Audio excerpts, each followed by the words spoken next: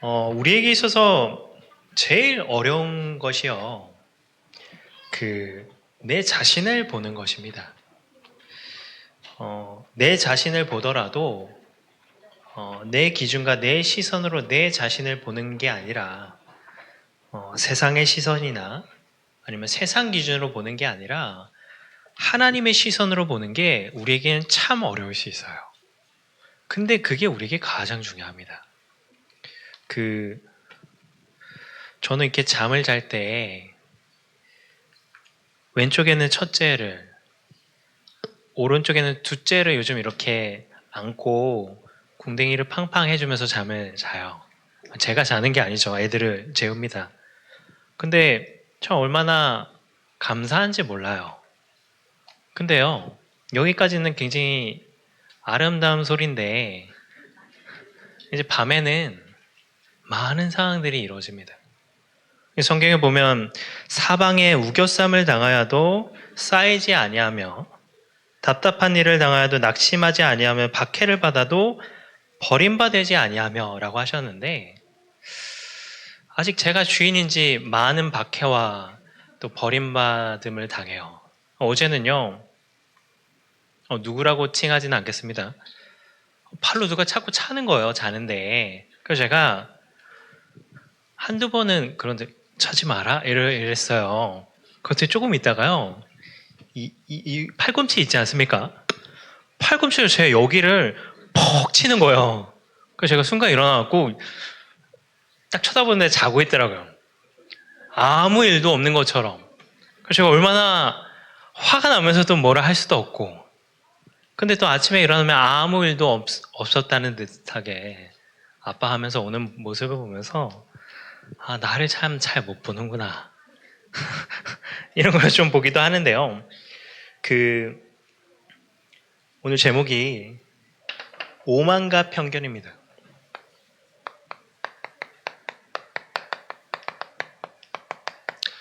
이 제목은 우리가 영화로도 많이 알고 있지만 원작은 소설입니다. 이 내용의 줄거리를 보면 18세부터 19세기 영국을 무대로 여성의 결혼과 오해와 편견에서 일어나는 사랑의 엇갈림을 그린 소설이라고 이렇게 나와요. 오만함이나 편견이 왜 무서울까요? 하나님의 뜻과 우리의 삶이 엇갈리게 하기 때문에 그래요. 제가 한 분을 이제 토요일마다 이제 한 권사님이랑 같이 만나는데, 목적은 다른 게 아닙니다. 복음을 전하려고. 이분에게 이번 주 제목처럼요, 인생의 주인이 바뀌길 원하는 거예요. 왜냐면요, 이분은, 이번 주에 이게 어제 가서 듣게 됐거든요. 중학교를 중퇴하셨어요. 학교 선생님이 학교 그만두라 하더라고요. 그래서 학교를 그만두셨어요. 근데 결혼을 하셨대요. 이 영상을 안 볼 거니까 말씀드리는데, 이분 연세가 47세세요. 근데 딸이 하나 있거든요. 딸이 31살입니다. 그러면서 부모님 손에서 자라지 못했고, 할머니 손에서 자랐고, 결혼을 두 번을 했는데 한 번은 실패를 했고, 한 번은 사별을 했고. 근데 안타까운 거는 그런 과거가 아니에요. 그런 과거가 우리의 인생에 있어서는 복음을 가장 달게 만들어주잖아요.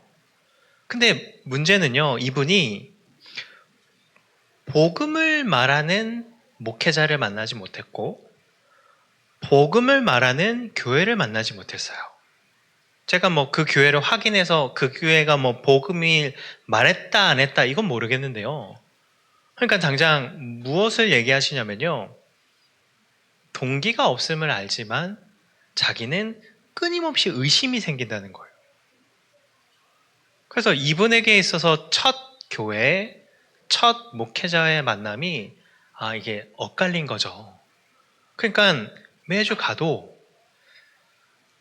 동기가 없는 걸 알면서도 자기는 마음에 계속해서 거부하는 거예요. 그래서 고린도전서 10장 12절에 보면 이런 말씀이 나옵니다. 선줄로 생각하는 자는 넘어질까 조심하라. 이런 말씀이 나와요. 우리가 놓치지 말 것은요, 끊임없이 나 자신에 대한 의심을 멈추면 안 됩니다. 그러니까 우리가 하나님과 예수님과 성령님의 역사하심에 대해는 끊임없이 더 믿어야겠죠. 하지만 우리는 온전하지 못하거든요. 우리는 연약하거든요.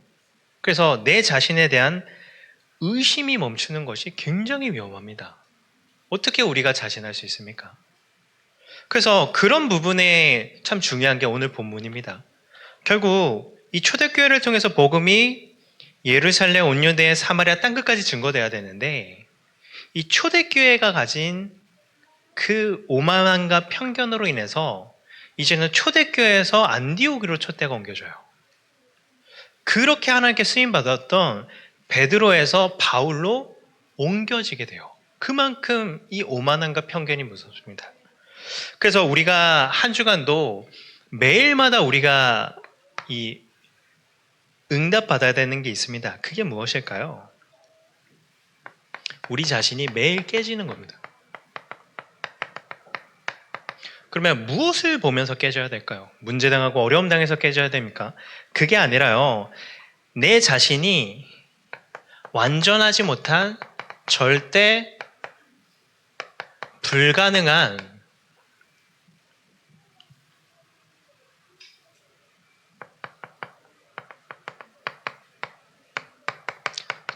불가능한 존재임을 보면서요. 아, 복음 아니면 안 되는구나. 아, 그래서 하나님이 내게 복음을 주셨구나. 이게요, 매일마다 우리에게 확인되는 게 중요해요. 고린도전서 15장 31절에 나옵니다. 형제들아, 내가 그리스도 예수 우리 주 안에서 가진 바 너희에 대한 나의 자랑을 두고 단언하노니 나는 날마다 죽노라 라고 해요. 그래서 바울은 끝까지 쓰임받았습니다. 왜냐? 날마다 내 자신의 연약함과 부족함을 보면서요, 이 계속해서 깨진 거예요, 복음으로. 아, 복음 없으면 안 되는구나. 은혜 아니면 안 되는구나. 이것을 계속해서 응답받은 겁니다. 그래서 이 부분이 근데 되지 않으면요, 내가 주인이 아닌데 내가 주인인 줄 자꾸 착각하면서 살아가요. 그래서 우리가 오전에 말씀을 받았습니다. 만물과 생명의 주인은요, 내가 아니에요. 하나님, 오직 하나님만이 주인이십니다. 그래서 우리가 하나님 앞에 서는 게 참 중요하죠. 하나님이 인간을 하나님의 형상으로 창조했으면 영적인 존재로 창조하셨어요. 그런데 문제는 그 인간이 하나님이 먹지 말라고 선악과를 먹음으로 타락하게 됐습니다. 육신적인 존재가 되어버린 거예요. 그래서 그 결과가 어떤 결과일까요? 죄에 사로잡힌 인생을 살아가는 겁니다.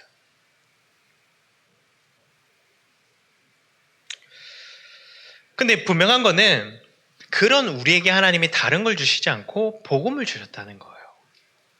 그래서 우리는 다른 것을 바라보고 다른 것 속에서 응답을 찾는 게 아니라 이미 하나님이 이 응답 속에, 이 속에서 있던 우리를 건져내려고 주신 복음 안에 모든 것이 있음을 우리는 놓치지 않는 게 중요합니다.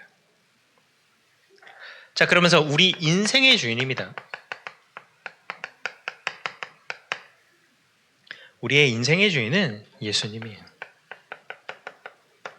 예수님의 그 보혈의 피로 우리를 사셨거든요. 그러면 우리가 할 것은 무엇일까요? 그 가나안 혼인잔치처럼 우리 인생에 찾아오신 예수님이 손님이 아니라 우리 인생의 주인이 되실 수 있도록 어떤 응답을요? 우리의 중심을 늘 바로잡는 게 중요합니다. 그래서 나 중심, 세상 중심이 아니라, 물질 중심이 아니라 하나님 중심, 말씀 중심, 기도 중심, 전도 중심의 삶을 사는 게 중요해요. 그래야지만 인생의 주인이 내가 되지 않기 때문에 그래요. 자, 그래서 이번 한 주간 우리가 응답받아야 되는 겁니다. 주인을 바꿔야 됩니다. 그래야지 나와 함께 하시면서 내 인생을 주장하시는 성령 인도를 받는 응답을, 우리의 그 걸음을 걸을 수 있기 때문에 그래요. 그래서 우리가 다른 것은 좀 놓쳐도요, 우리는 하나님의 절대 주권 가운데 있음을 놓치지 않는 게 중요합니다. 어떠한 순간에도 이게 인정되는 게 중요해요. 그 이유는 무엇일까요? 이게 인정되는 만큼 모든 상황에 대해서 하나님이 하셨음에 순종할 수 있습니다. 순종하는 게 왜 중요할까요? 하나님이 하셨음이 인정되는 만큼 하나님이 원하시는 것을 우리가 찾을 수 있기 때문에 그래요. 그래서 그런 응답을 누리는 자는 모든 상황 가운데에도 감사를 고백할 수 있는 절대 믿음의 증인될 수 있습니다. 그래서 이번 한 주간 우리가 절대 놓치지 말아야 될 응답이 무엇일까요? 우리는 이 속에서 이 응답을 살아가게 하나님 한 주간 원하시기 때문에 모든 것에 질문하는 겁니다. 심지어 내 신앙생활에 있어서 이전에는 이렇게 응답받았지만 이번 주는 다를 수 있거든요. 끊임없이 질문하는 거예요. 내가 아는 것도 모르는 것도 모든 것을 하나님 앞에서 질문하면서 인도를 받는 겁니다. 그래서 한 주간도 더 내 인생의 주인이 바뀌는 응답의 한 주 되셨으면 좋겠습니다. 자, 그러면 매일 우리는 나의 절대 불가능한 모습을 보면서 복음 앞에 계속해서 깨줘야 돼요. 무릎 꿇어야 돼요. 그러면서 또 놓치지 말아야 될 게 있습니다. 계속해서 깨뜨려야 됩니다. 무엇을 깨뜨려야 될까요? 나도 모르게 내 인생의 주인 된 것이 있어요. 그게 뭐냐? 나의 각인, 뿌리, 체질입니다. 저는 지난주에 돌멩이, 보석 이것을 계속해서 묵상하는데요. 아, 내 의가 참 많구나 나는. 내 동기가 참 많구나. 아직도 참 돌멩이가 많구나. 이 돌멩이가 부셔져야지 이 내 인생의 참 주인 되시는 이 복음이 더 밝게 빛나겠구나. 이런 걸 참 깨닫게 되는데요. 그래서 고린도후서 5장 15절에 보면 그가 모든 사람을 대신하여 죽으심은 살아있는 자들로 하여금 다시는 그들 자신을 위하여 살지 않고 오직 그들을 대신하여 죽었다가 다시 살아나신 이를 위하여 살게 하려 함이라 라고 해요. 알고 있습니다. 내 자신을 위해서 살지 않아야 될 것을 알아요, 우리는. 근데 문제는 뭐냐면 이게 그 삶을 살지 못하게 합니다. 우리에게 아직 복음되지 않는 우리의 각인 뿌리 체질은요, 자꾸 다른 길을 걷게 하고 다른 곳을 선택하게 해요. 그래서 그게 뭐냐? 그게 오만입니다. 오늘 이 베드로가 나오잖아요. 베드로는요, 하나님께 참 많이 쓰임 받았습니다. 어부의 부름을 받았어요. 근데 그 제자 중에 가장 제자 역할을 했잖아요. 수제자로 부름을 받기도 하죠. 그러면서 사도행전 2장 이 오순절의 성령의 역사 이후에 베드로가 설교하는 데서 3천 제자가 더해집니다. 그리고 안진뱅이가 일어나기도 해요. 많은 기적과 이적을 일으키는데 가장 쓰임받던 인물이 누구냐? 베드로예요. 근데 문제는 뭐냐면 이 베드로가 이게 자기의 능력이 아니라 하나님이 하셨음을 잊은 거예요. 무엇을 잊었을까요? 하나님이 하셨다는 그 은혜라는 배경을 베드로가 잊어버린 겁니다. 그래서 얼마나 베드로가 오만해졌을까요? 오늘 본문에 나오죠.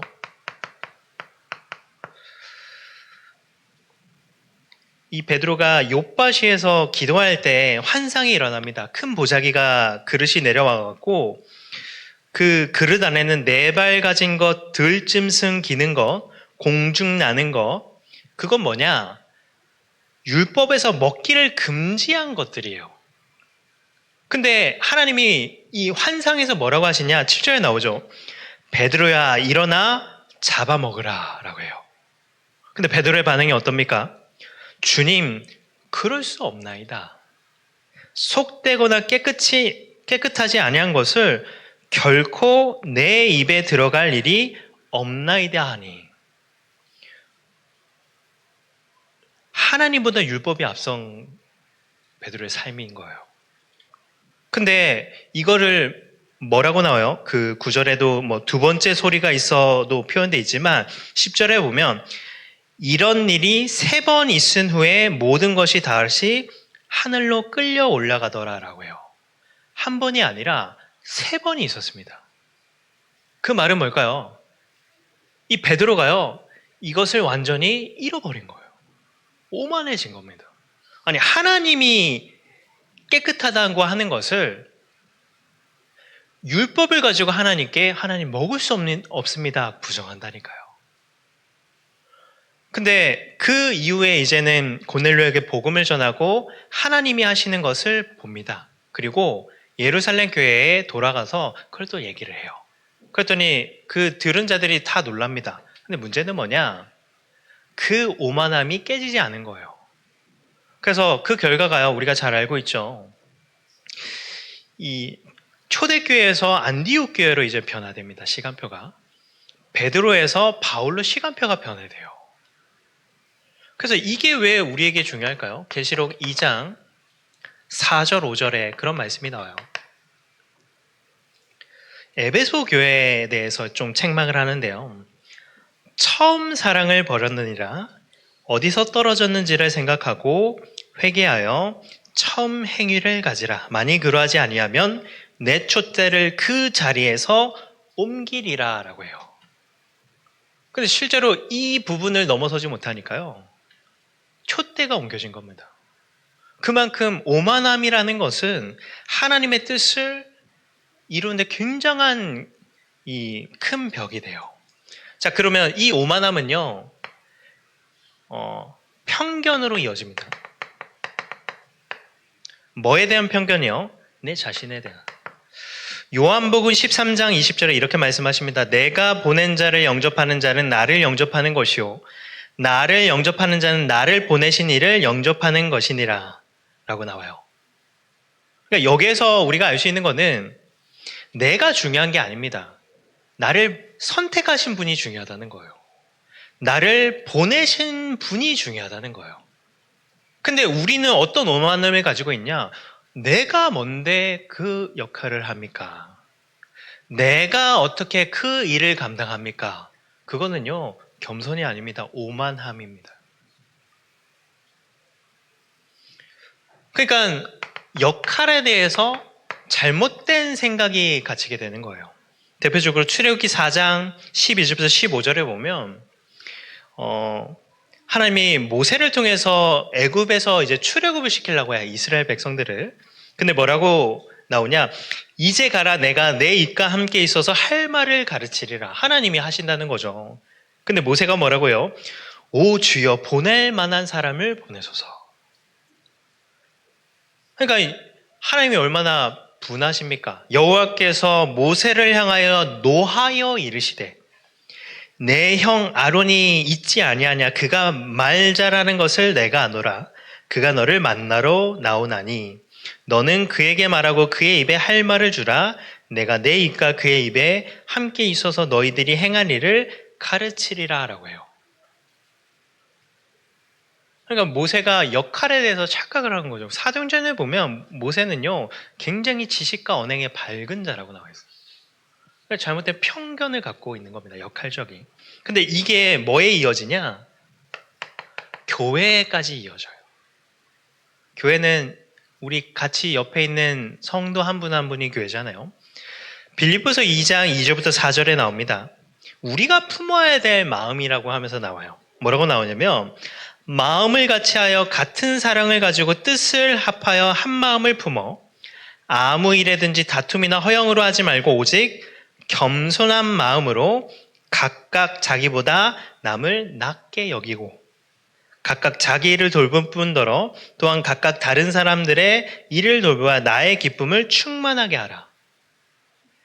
이 낮게 여긴다는 거는 나보다 더 나은 사람으로 여기라고 하잖아요. 그러니까 두 가지 문제가 생겨요. 자꾸 나를 다른 사람보다 낮은 사람으로 보는 겁니다. 내 자신을. 그러면서 다른 사람을 나보다 낮은 사람으로 보는 거예요. 근데 이게 작은 문제인 것 같지만 이게 참 큰 문제다. 큰 문제입니다. 이유는요. 교회는요, 하나 될 때 하나님께서 역사하세요. 근데 내가 저 사람보다 나는 좀 못났어. 아니면 내가 저 사람은 나보다 못났어 라고 생각하면요, 하나가 될 수가 없어요. 그래서 하나님이 교회를 통해서 역사하시는 것을 방해할 수 있다는 거예요. 이게 얼마나 무섭습니까? 그래서 고린도전서 12장에 보면 이 교회를 한 지체라고 표현하면서 이런 말씀이 나오죠. 눈이 손더러 내가 너를 쓸데없다 하거나 머리가 발더러 내가 너를 쓸데없다 하지 못하리라. 그뿐 아니라 더 약하게 보이는 몸의 지체가 도리어 욕이 나고 덜 귀히 여기는 그것들을 더욱 귀한 것으로 입혀주며 우리의 아름답지 못한 지체는 더욱 아름다운 것을 얻느니라, 이렇게 표현되어 있어요. 그러니까 연약하고 약한 존재를 내가 가진 것과 내가 하나님 주신 것을 가지고 하나 될 때 더욱 아름다운 것을 얻는데요. 그러니까 하나님이 교회를 통해 하시는 그 역사를 우리가 볼 수 있다는 거예요. 그래서 이런 오만함이나 편견이 우리에게 있을 수 있습니다. 근데 이게 깨지는 게 우리에게 참 중요해요. 이유는요, 실제 하나님이 하시는 응답과 역사는 이거와 완전히 다르기 때문에 그래요. 로마서 10장 13절에 이렇게 말씀하시죠. 누구든지 주의 이름을 부르는 자는 구원을 받으리라 라고 해요. 하나님의 기준은요, 누구든지입니다. 중요하지 않은 거예요. 이 예수 이름을 사용하는 자, 예수를 믿는 자가 하나님이 역사하시는 거예요. 그래서 요한일서 4장 15절에도 이런 말씀이 나옵니다. 누구든지 예수를 하나님의 아들이라 시인하면 하나님이 그의 안에 거하시고 그도 하나님의 안에 거하느니라 라고 나와요. 그러니까 조건이 누구가 중요한 게 아니라 예수 이름이 중요하다는 거예요. 실제 하나님이 역사하시는 겁니다. 자, 그러면서 요한복음 11장 25절, 26절에 보면 이런 말씀이 나오죠. 예수께서 이르시되 나는 부활이요 생명이니 나를 믿는 자는 죽어도 살겠고 무릇 살아서 나를 믿는 자는 영원히 죽지 아니하리니. 하나님이 역사하시는 사람은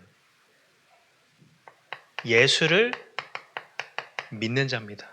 예수에 대한 믿음이 그 기준인 거예요. 그러면서 요한복음 12장 44절, 45절에도 나옵니다. 예수께서 외쳐 이르되 나를 믿는 자는 나를 믿는 것이 아니요 나를 보내신 이를 믿는 것이며 나를 보는 자는 나를 보내신 이를 보는 것이니라 라고 해요. 왜 이 부분이 깨지는 게 중요할까요? 하나님이 역사하시는 기준은 이게 아니기 때문에 그래요. 뭐가 기준이냐? 예수가 기준이기 때문에 그래요. 그러면서 하나님이 쓰신 이 바울에 대해서 이렇게 말씀하시죠. 성경은요. 사도행전 9장 15절에 이 사람은 내 이름을 이방인과 임금들과 이스라엘 자손들에게 전하기 위하여 택한 나의 그릇이라 라고 해요. 우리는 그릇에 불과해요. 그릇이 중요합니까? 그 안에 담겨 있는 게 더 중요합니다. 그거를 알 수 있는 게 고린도후서 4장 5절부터 7절입니다. 우리가 잘 알죠? 우리는 우리를 전파하는 것이 아니라 오직 그리스도 예수의 주 되신 것과 또 예수를 위하여 우리가 너희의 종 된 것을 전파함이라.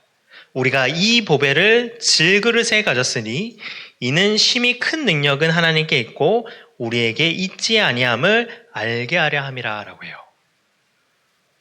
우리 자신은 중요하지 않습니다. 우리가 얼마만큼 예수를 믿느냐가 중요해요. 그래서 저도 이 부분을 이렇게 정리하고 심부름하면서 내 역할에 대해서 내가 분명히 해야겠다. 저는 제가 정리한 역할은요, 저는 입입니다. 입은요, 자기 말을 하지 않아요. 입은요, 이 머리가 시키는 것을 그대로 표현해야 되는 게 입이에요. 내 말을 하지 않도록 내가 늘 하나님 앞에 깨어있고 내 자신이 입으로서의 역할을 할 수 있도록 건강도 잘 챙기고 또 하나님 원하는 것을 내가 응답받는구나. 나는 입 말고 입에 그냥 불과하구나. 내 얘기 안 하는 게 참 중요하고 이런 부분을 좀 생각하게 됐거든요. 그래서 우리도 모르게 이런 오만과 편견이 우리에게 있어서 진짜 하나님과 예수님과 성령님이 주인 되시는 것을 방해할 때가 많아요. 특히 교회의 주인 되심을 방해할 때가 참 많습니다. 그래서 우리가 할 것은요, 방법이 없습니다. 계속해서 깨트리면서요, 항상 깨어 있어야 됩니다.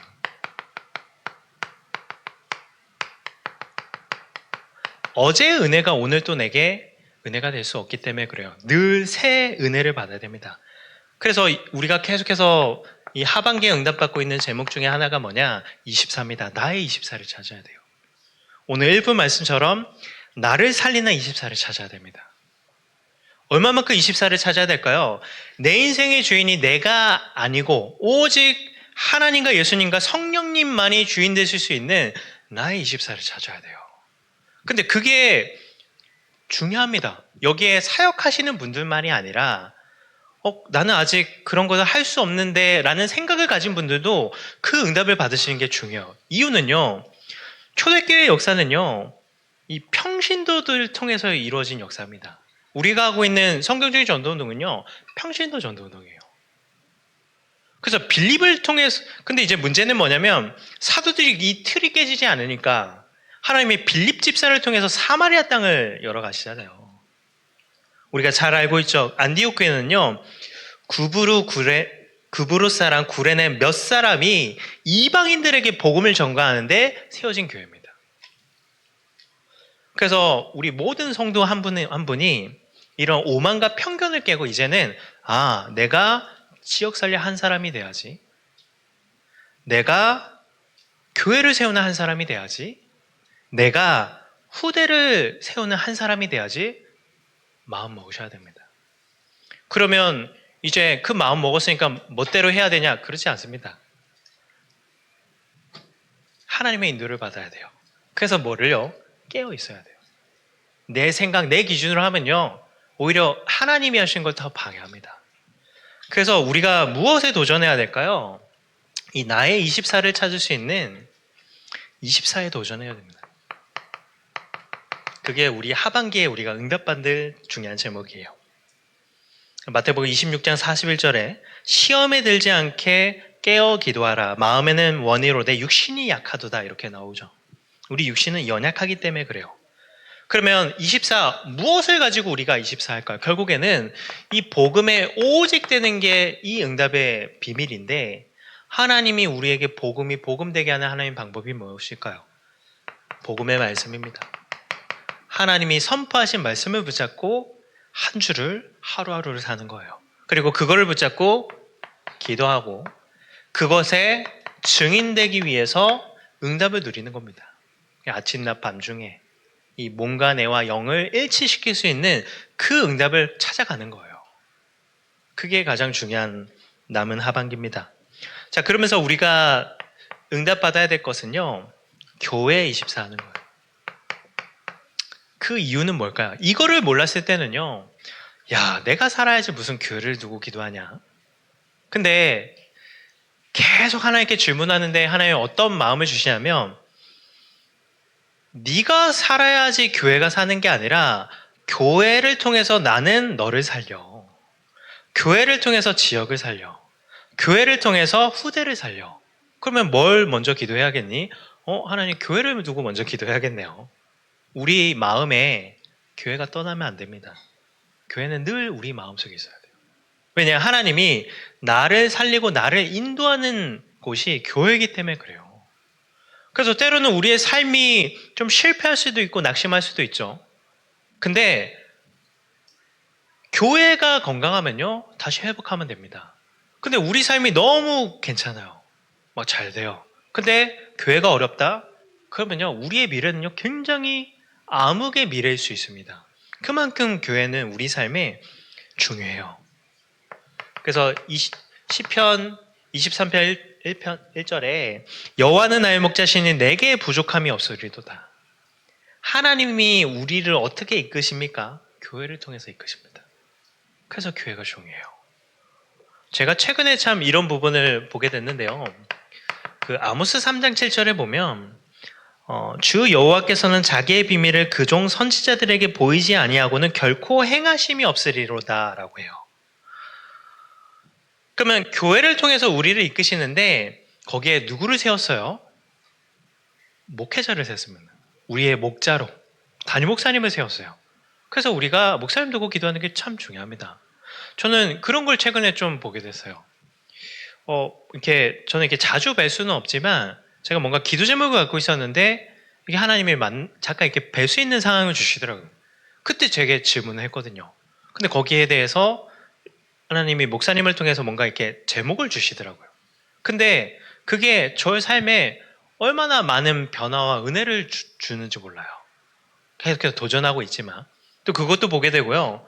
또 제가 하는 사역에 대해서도 목사님께 질문했을 때 목사님이 방향을 제목을 주시더라고요. 그래서 계속 기도하는데 그거를 하나님이 이렇게 그 목사님이 지도해 주신 방향 그대로 이렇게 성취되는 거예요.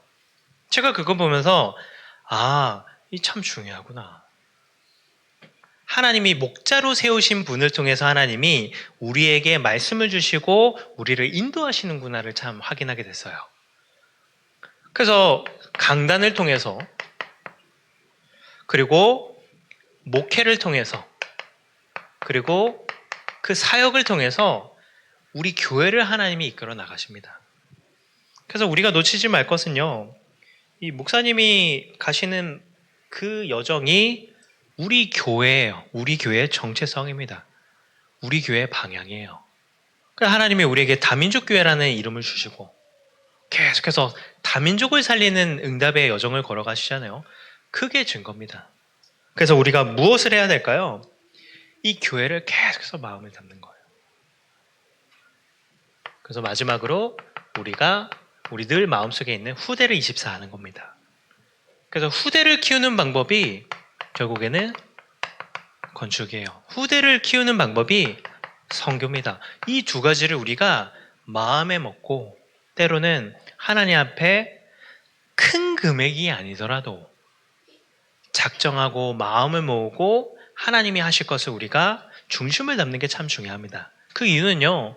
결국에는 금토의 시대 그리고 세 가지 뜰이 있는 그 응답을 앞으로 교회에 준비해야 되기 때문에 그래요. 그래서 분명한 거는요. 우리 후대들은 기다려주지 않아요. 우리 후대들의 시간도 흘러가고 있습니다. 그래서 우리 자신이 지금의 시간표에 놓치지 말아야 될 또 중요한 응답을 또 이번 한 주간은 주인이 바뀌는 그 응답을 누리는 한 주 되셨으면 좋겠습니다. 기도하겠습니다. 하나님 감사합니다. 하나님이 우리 교회에 주신 일천지교회가 성취되길 소망합니다. 하나님 우리의 주인이 바뀌는 한 주 될 수 있도록 특별히 선교 여정 중이신 담임 목사님 돌아오시는 발걸음까지 성령으로 역사하시고 응답하여 주옵소서. 살아계신 예수님 이름으로 기도드립니다.